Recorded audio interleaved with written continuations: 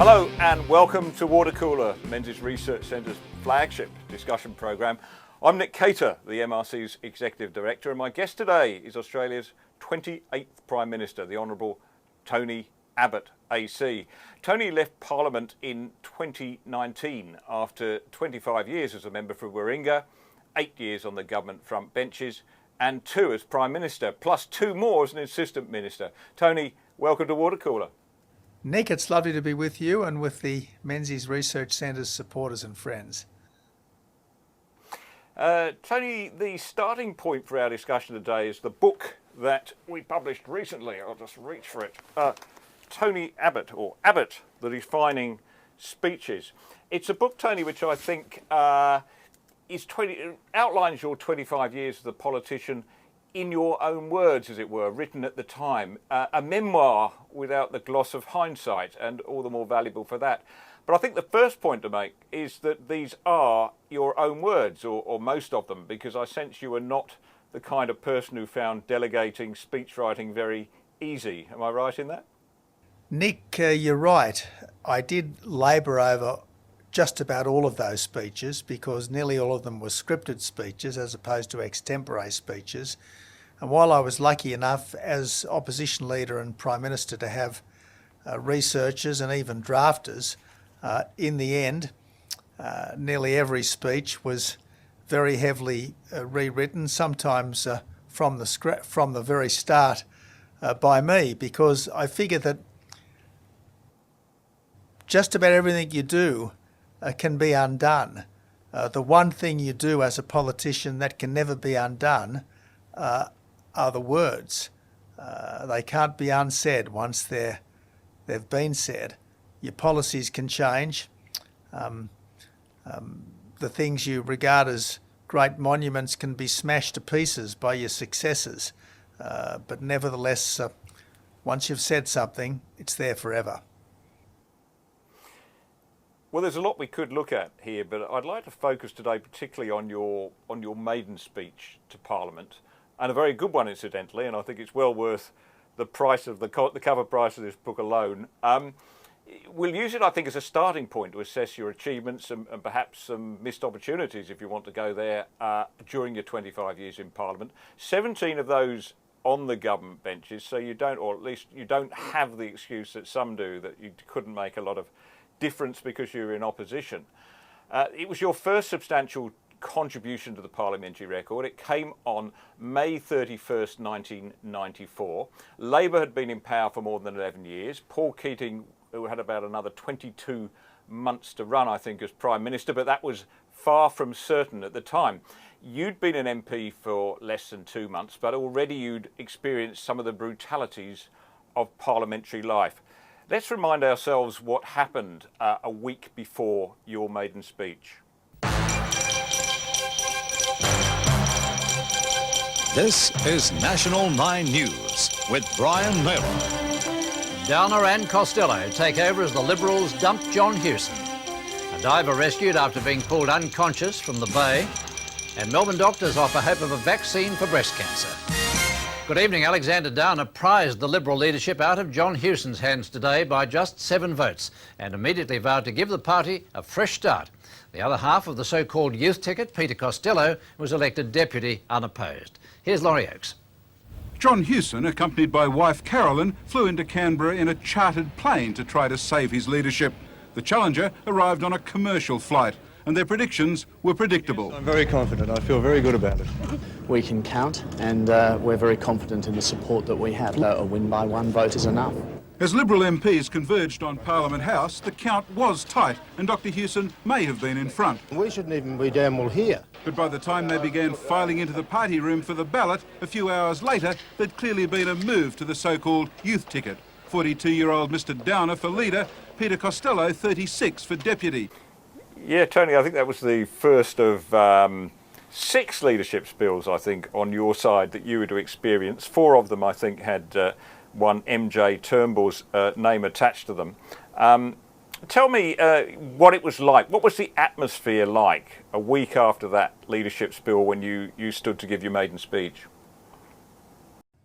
Yes, I felt rather nostalgic looking at that news clip, Nick.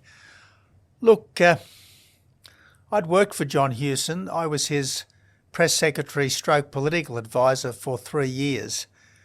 I had quite a degree of respect for John, but I have to say that he did lose the election because the fight back package was too ambitious for the electorate at that time, and I didn't think that you could drop the package to keep your job when you hadn't been prepared to drop it to win the election. So look, much as I respected John Hewson then and still regard the fight back package as a splendid piece of policy work, I did think he was, in a sense, living on borrowed time, and I wasn't surprised to see him replaced. Now, obviously, Alexander Downer was subsequently replaced by John Howard, who went on to become arguably the greatest post-war Prime Minister, certainly with Menzies, the greatest ever Liberal. But these great events are happening around you. My job, other than to cast a vote, was not to fret too much about the things that were too big to be much influenced by me. My job back then was to give the best possible maiden speech. So I sweated blood for several days over its drafting. I delivered it as well as I could. And to this day, I think it's a pretty good effort, and thanks for republishing it. Well, I'd agree with that. It's a very, very good speech, and if I may say, grown better with age, which is a rare thing for maiden speeches, I think. You make a few points in it. Look, it reminds me, I think, you mentioned Robert Menzies. Your maiden speech reminds me of something Menzies once said about public life, about his aspirations. He said he wanted to leave office in a country that was both more prosperous and just than the one in which he entered office. We talk a lot about prosperity, of course, but the idea of just or social justice, as Robert Menzies called it, I think there's quite a bit of that in your speech. Social justice, well, first of all, am I right in that assessment? And secondly, is social justice a word that we should try and reclaim from the left? Yeah, Nick, I can't remember whether it was Popper or Hayek who said that social was a weasel word that you applied to a decent concept when you actually wanted to abandon it. I think it was Hayek. Anyway, this particular luminary said that justice was giving people their due. Social justice was putting people into some kind of predetermined straitjacket.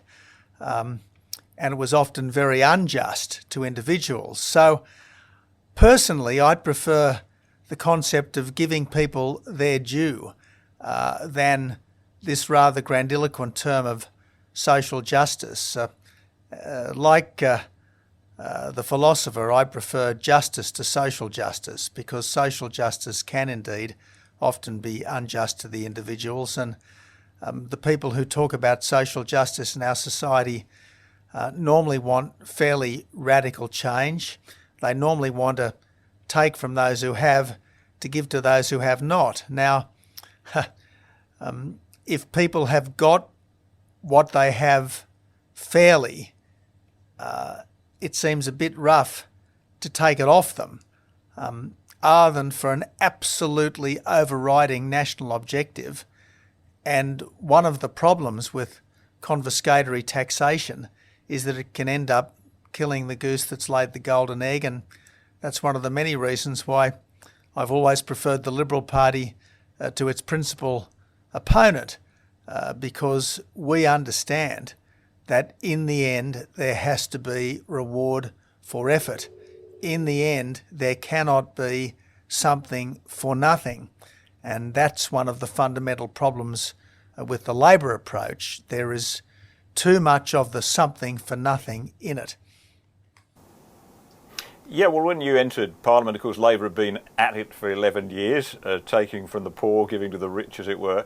You do highlight in your speech the low and middle income earners are people I think Labor likes to pretend, has a conceit to pretend it represents, but in practice, of course, it doesn't. You cite the example of somebody at that time who was on a salary of $30,000, whose take-home pay after tax would have been $455 as a single person. And now, if you scale that up for inflation, today it would be a salary of $56,000. That same person will be paying around $60 less in tax a week after, 16 years of more than that, 18 years of coalition government. Does that impress you? Does that surprise you? Look, you're right to remind me of that aspect of the speech, because back then, the family of four on one income, one middle income, was scarcely better off than the single person on the same income, despite having four mouths to feed and four people to clothe and house and transport. And I always thought that we needed to try to rejig the tax transfer system to more appropriately recognise the responsibilities that any particular income had to carry.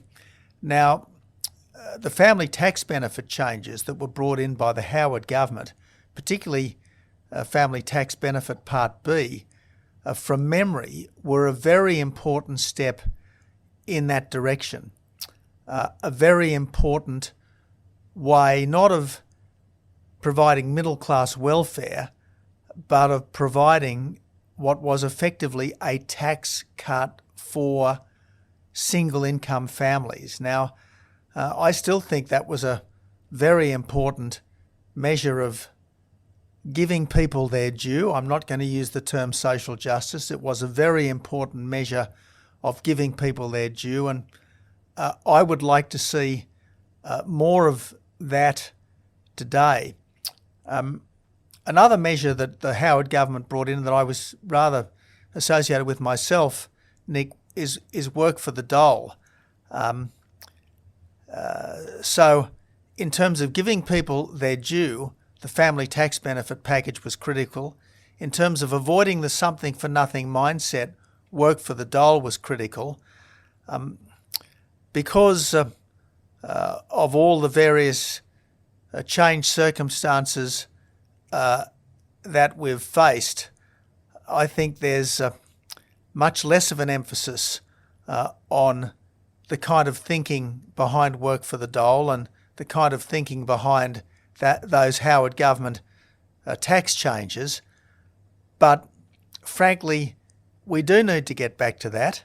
We really do need to get back to that. My government tried to bring a form of work for the dole back after it had been effectively abolished under Labor.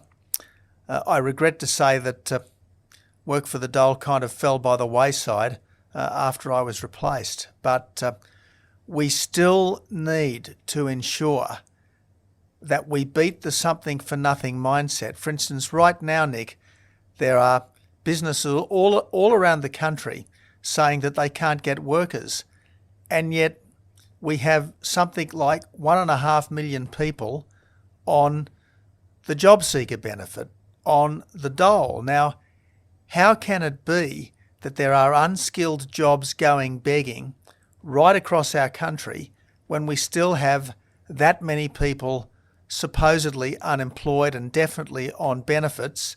Well, something's wrong.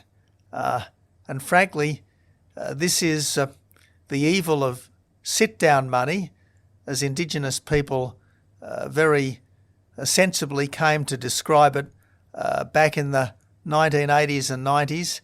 And we shouldn't have sit-down money for white fellas, just as we shouldn't have sit-down money for black fellas. And the sooner we get back to a situation where anyone who is able-bodied and who has been unemployed for a certain length of time has to do something in return for their benefits, the better.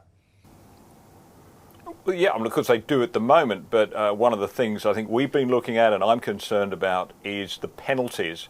It's essentially, I think, like a driver's license. So if you have one breach of your obligations, that's fine. You just get a little note saying, but you have to go, I think, to 5 breaches, is it? Or before you actually start to lose your dole pay. So you could not turn up to 5 interviews. You could refuse to apply for jobs that are available 5 times. All those things before you're actually penalised. It seems to me there's scope for reform there. That doesn't meet the pub test in my mind. Exactly right. Look, if you've got a casual job and you don't turn up, you don't get paid. Simple as that. And frankly, that's really how it should be for unemployment benefits. There should be a requirement on longer-term unemployed people to turn up at least 2 days a week to do some valuable community work or to engage in very thoroughgoing work experience. And if the person doesn't turn up, well then the dole should be ducked for that day. Now, if they subsequently come up with a good excuse, fair enough, restore the pay. But if that can't be done, if it was just a question of, sorry, I didn't feel like it today, or sorry, I got a better offer, or the surf was good, well, frankly, there's got to be a consequence for bad behaviour. Since those days, since you entered Parliament, there's been almost a transformation in politics, where an inversion, if you like, where the working people who Labor used to claim its own are now, I think, more likely to vote coalition increasingly.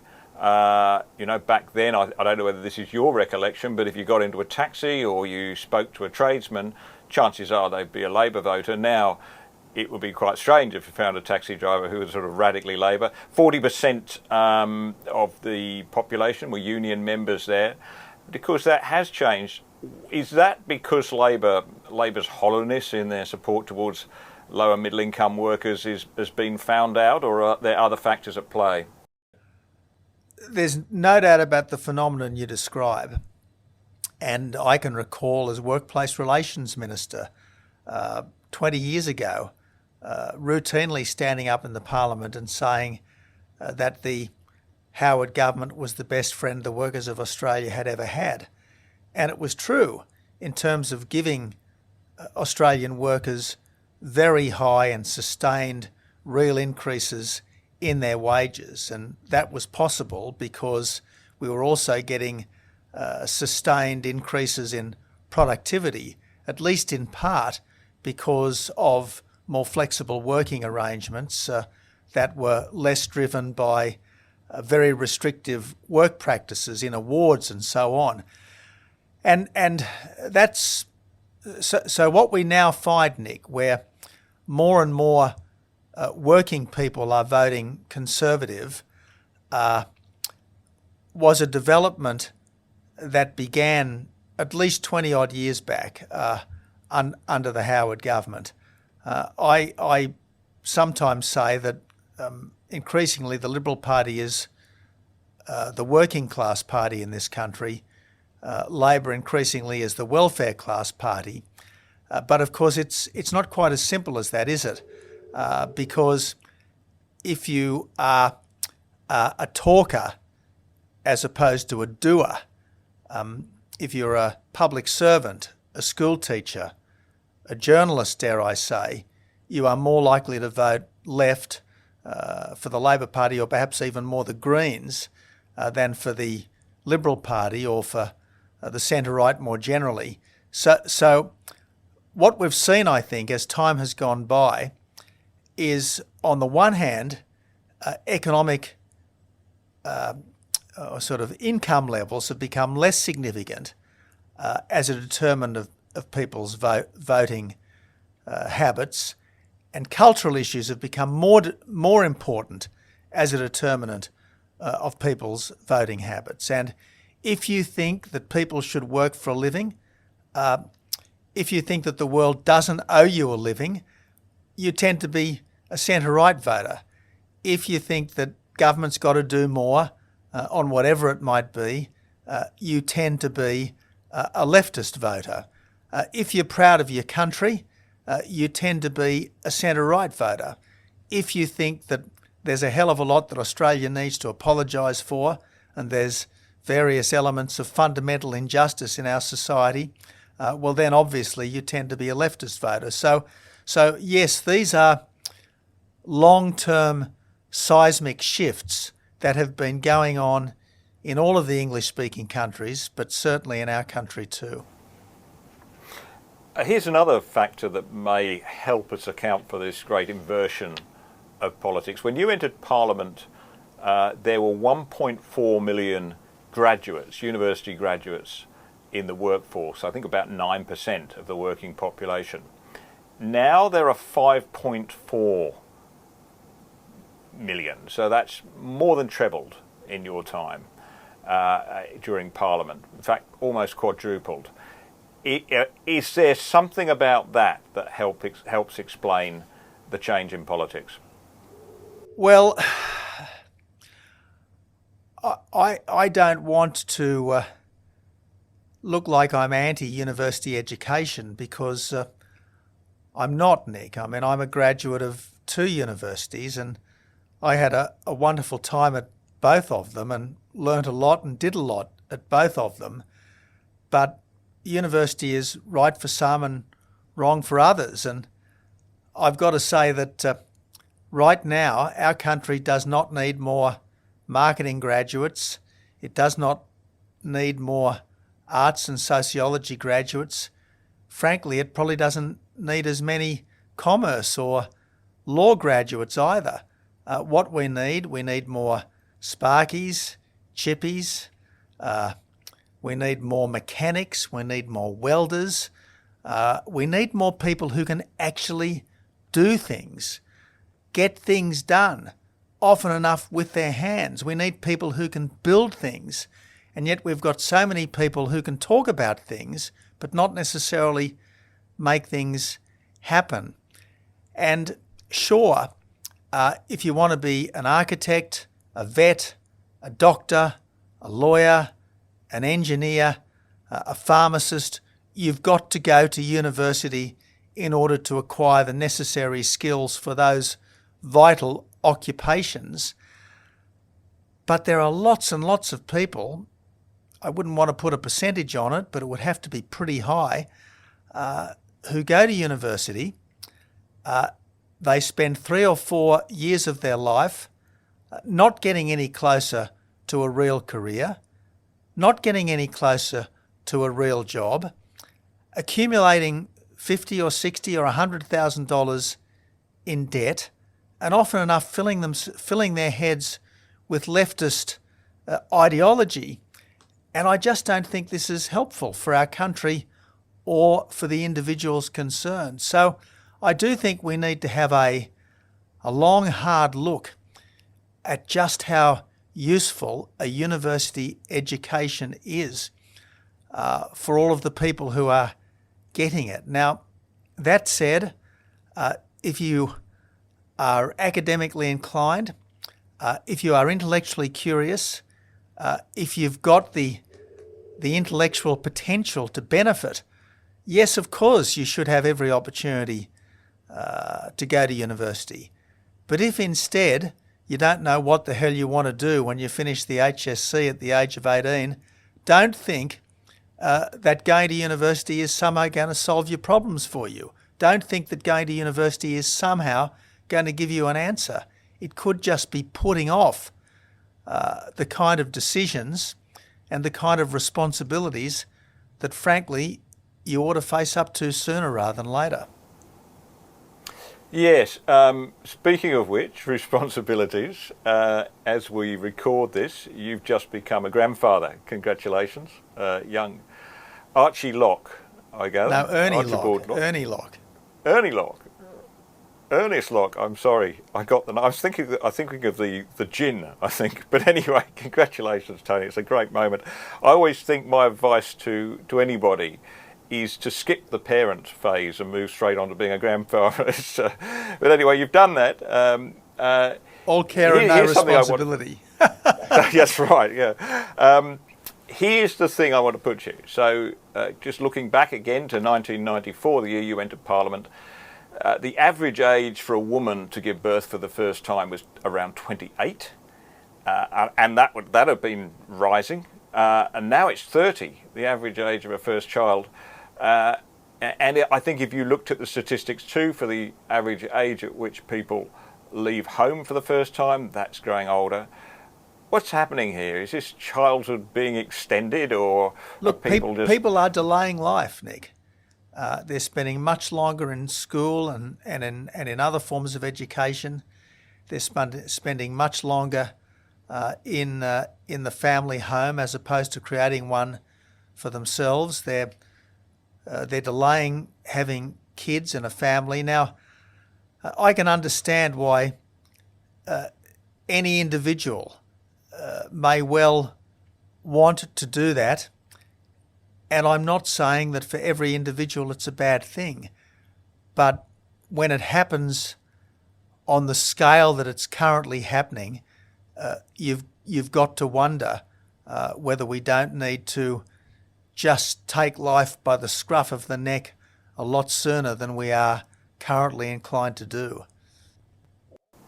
One of the implications there, of course, is if people are spending longer studying, less time starting out in a career, that's earning potential over a lifetime which is reduced. And particularly that early stage, we hear a lot of complaints about the price of housing for people trying to enter the market, the problems of saving for a deposit for a mortgage.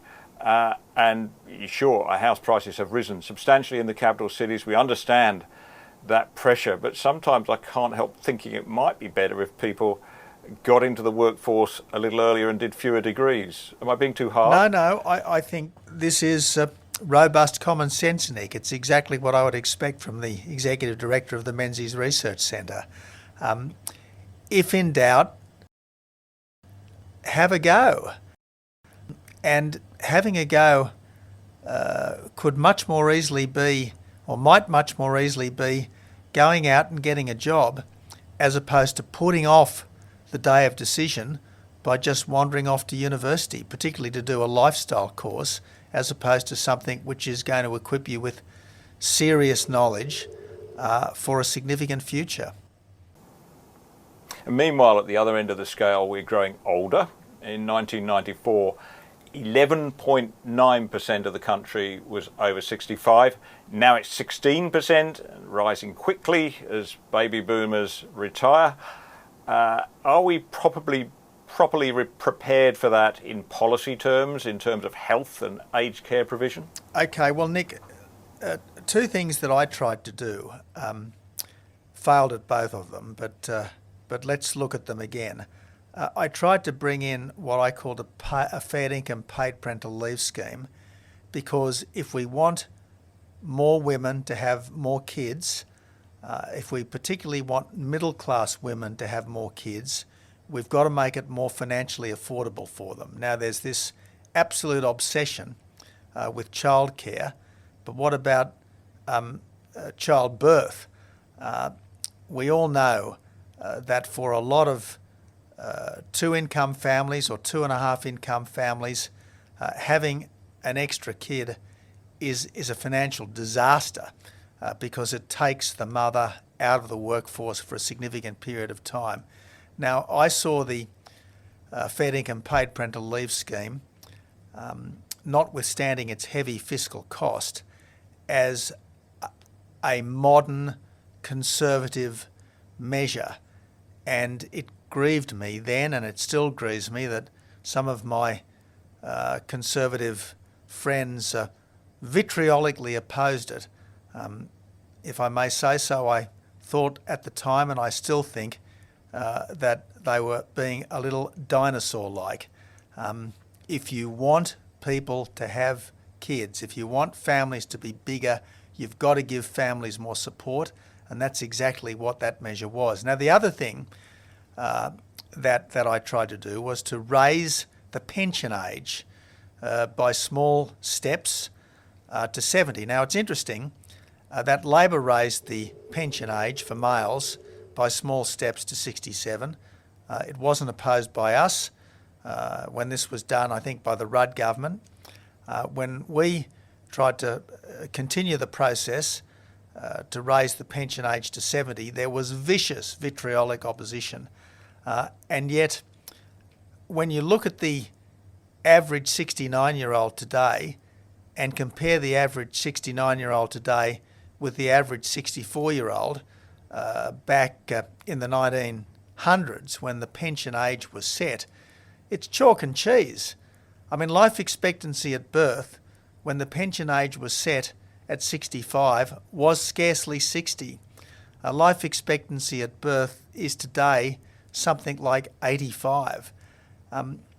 Your average 65-year-old is physically and mentally still absolutely in his or her prime. So why should we be pensioning people off? Why should we be expecting them to retire, indeed encouraging them to get out of the workforce at the age of 60, 65? If they can't continue to work, sure, there's the disability pension. But I don't believe that people should be going on the old age pension at 67. Why not? Give ourselves more access to the skills of older people. Why not say to older people, you have a lot to contribute to our society and to our economy? Why not, given that most of us make most of our contribution through our work, why not encourage people to work for longer? Now, if they don't need to, of course, but then they should support themselves. And if they can't, of course, there's the disability pension. But why should we still be paying old age pensions to people at the age of 65 or thereabouts? Let's go to Warringah, your electorate there on the North Shore, beautiful part. I think you describe it in your maiden speech as the most beautiful place in the world, or close to that. Warringah is almost the Garden of Eden, you say. Mackellar might be God's own country, but Warringah is God's garden. So it's my job to make it more perfect. It's my job to make more perfect what is already one of the best places in the world to live. You obviously love the place. I just might jump on to something else you said in your speech. You were talking about the traffic, the clogged roads in Warringah. Still pretty clogged, I think. I congratulate the New South Wales Transport Minister Bruce Baird for establishing a committee to investigate alternatives to recommend a solution. It seems to me that a tunnel under Military Road with a better crossing at the Spit can be built for just $30 million of taxpayers' money. By contrast, the most publicised mass transit system is estimated to require a taxpayer subsidy of some $600 million. A splendid idea, I think, a tunnel. Why hasn't it happened? And as an addendum to that, John Anderson, the former Deputy Prime Minister under John Howard, said, when I asked him if he had any regrets or anything he felt they should have done that wasn't done, he singled out infrastructure. Is that right? Well, Nick, I think the phrase I used back in the day was Warringah is by far the best place to live until you want to go somewhere else when you get caught in the world's longest parking lots. And that's just got worse over the last 25 years.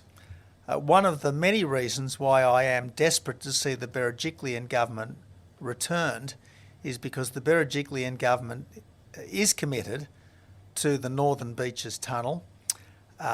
It has put already hundreds of millions of dollars into the preparatory work for it, and hopefully in the next few months it will make the final financial commitment, the tenders will be let and construction will start within 12 months.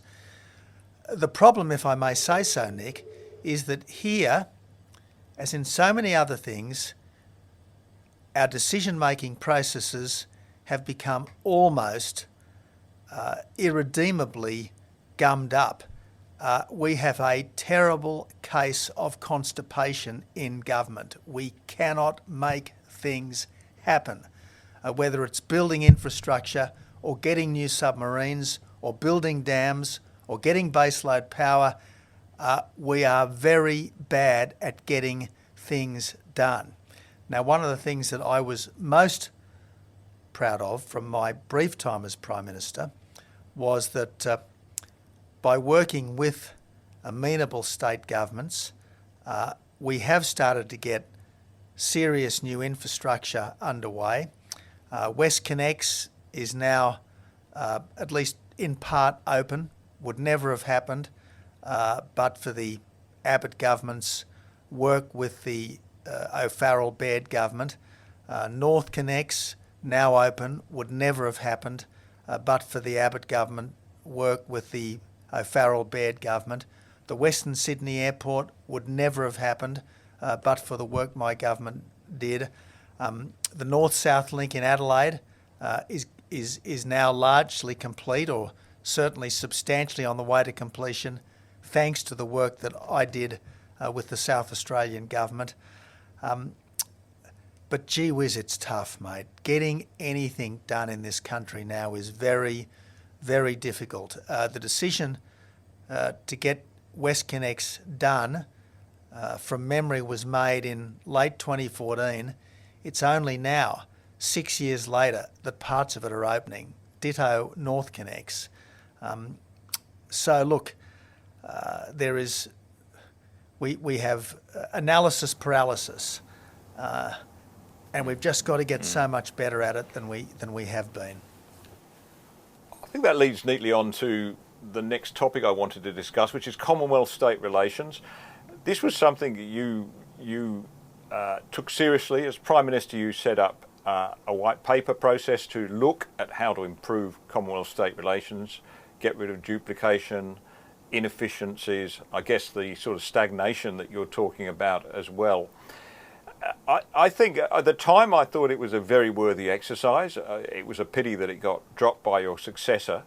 But I think now, what we've seen in the last 18 months during this, the plague, if we can call it, the arrival of the plague and the way we've treated this COVID-19 pandemic, you've got to say that Commonwealth-state relations just have to be fixed, don't they?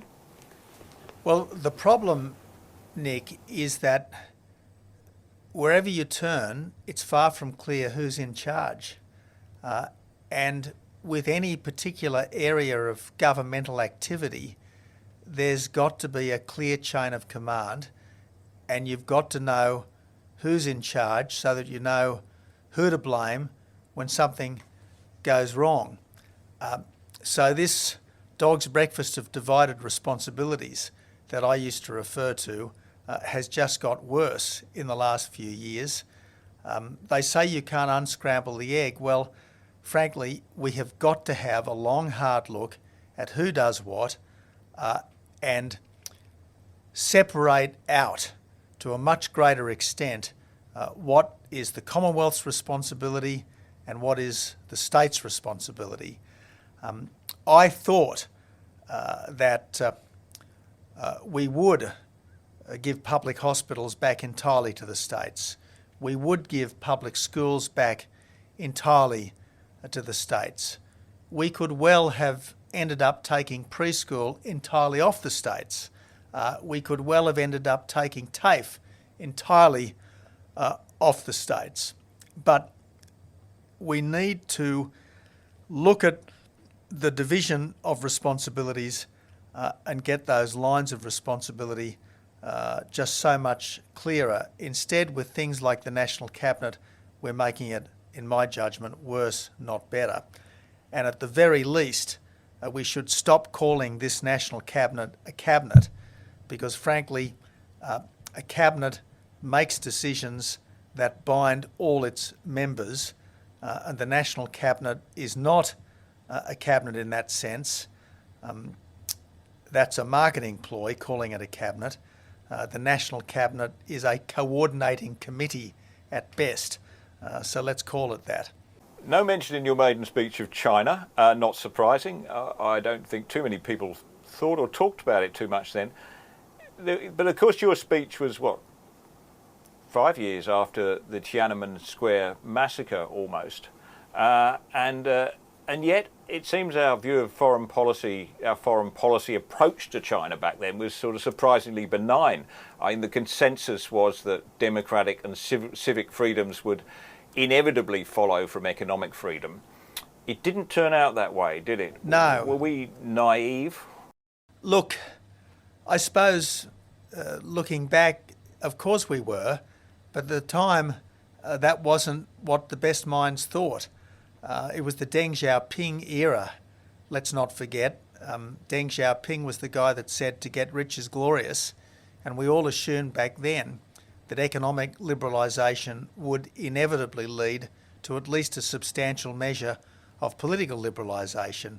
What we now know better is that they never stopped being Marxist-Leninists, the communist leaders of China, and the economic liberalisation was for the strengthening of the party state, not for the withering away of the party state.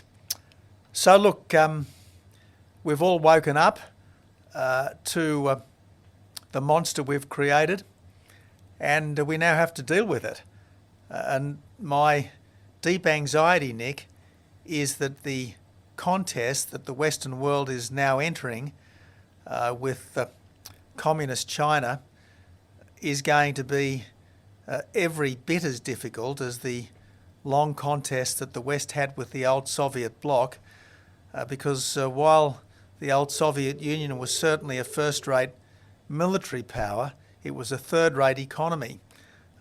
What we're dealing with now is a first-rate economy that's rapidly developing a commensurate military strength.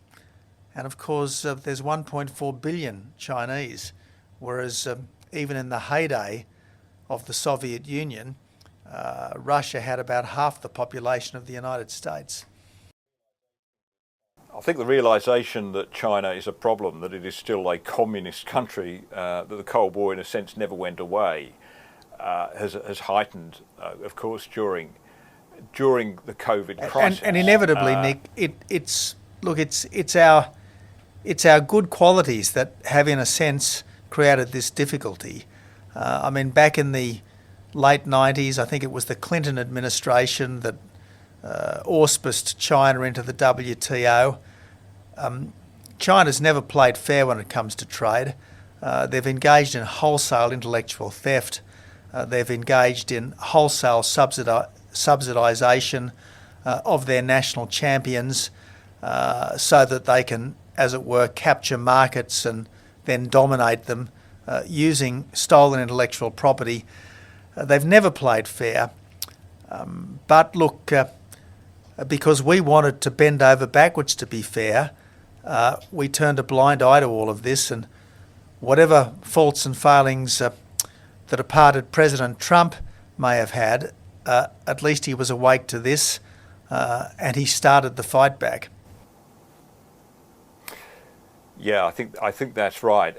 But I think now we recognise this for what we should have seen it all along, and that is a battle over principles, over values. It's a battle in the end for the defence of freedom, isn't it? And look, as always, Nick, I want to make a sharp distinction between the Chinese people, for whom we should have nothing but benevolence, and the Chinese party state, which is a horrible dictatorship. We've got to be sure of our own values, haven't we? We've got to be confident in our own values of freedom. And that's the big problem. Not only do we go into this cold peace with China with a vastly more significant competitor than we ever had in the old Cold War, but we are suffering from a cultural malaise, a cultural self-doubt, almost an existential crisis. If you look at what's been happening over the last year or so in the United States with Black Lives Matter, etc., that we were never subject to anything like the same extent at any time in the Cold War. I know there are lots of Americans who are unhappy with America during Vietnam, but it was the policy of the American government that they wanted to change, not the nature of American society. And again, this troubles me that we've seen this in the last 18 months here in Australia. We've meekly, it seems to me, surrendered basic, essential human freedoms that we would never have imagined were under threat, haven't we? And we've done it almost without protests. I mean, we never had. There's never been a curfew in any major city in this country, not even in World War II until last year. Exactly right, Nick. Look, I don't want to be too critical of government because the pandemic was a completely unprecedented challenge. Not since 1918 have we faced a challenge, a health challenge of this magnitude. So I don't want to be too critical, but one of the many reasons why I have never been comfortable with the lockdown mindset is that I just think it's contrary to human nature to want to be passive as opposed to active in the face of a challenge. And there's something odd about leadership which is almost manically busy telling everyone else that you've got to do absolutely nothing. We save the world by lying on our couch rather than saving the world by rolling up our sleeves and doing what needs to be done. And this is, I think, why there's been so much... I think it's been a very spirit-sapping year or so, this pandemic. Let me close with a quote from your speech, high up in your speech. This is obviously something you wanted to say very early in your parliamentary career. I want to record my deep conviction that our Australian story should fill our hearts with pride and our eyes with tears. It is the story of the dispossessed and the outcast, redeemed through the innate goodness of humanity. A society challenged by nature, tested by war, enlarged by other countries, and blessed by such peace, prosperity and tolerance that we are now the envy of the earth. Pride in one's country, a little less fashionable now than it was back then? Most definitely and most regrettably, Nick. I'm proud of those words. I hope I'm still capable of drafting such words. But pride in our country is not as widespread as it was, and it is particularly hard to find in the places that should be propagating it. A school curriculum, for instance, where every single subject is supposed to be taught from an Indigenous, from an Asian, and from a sustainability perspective, is a school curriculum which is fundamentally subversive of pride in our country, because it's raising questions about our legitimacy, it's raising questions about our culture, and it's raising questions about the way we treat the planet. And frankly, for all the mistakes that we've made as a nation and as individuals, the record is one that the world should admire, and we certainly should admire. Well, as an immigrant to this country, I couldn't agree with you more. It is the best place on earth, bar none, and I'm delighted to be here, and I'm delighted to be talking to you today, Tony, and to publish this book, Abbott, The Defining Speeches. It's available from the Menzies Research Centre. You can find it on our website, and if you're quick, we may even be able to persuade Tony to sign a copy for you. Tony, thank you very much for joining us on Watercooler today. Good on you, Nick. Nice to be with you.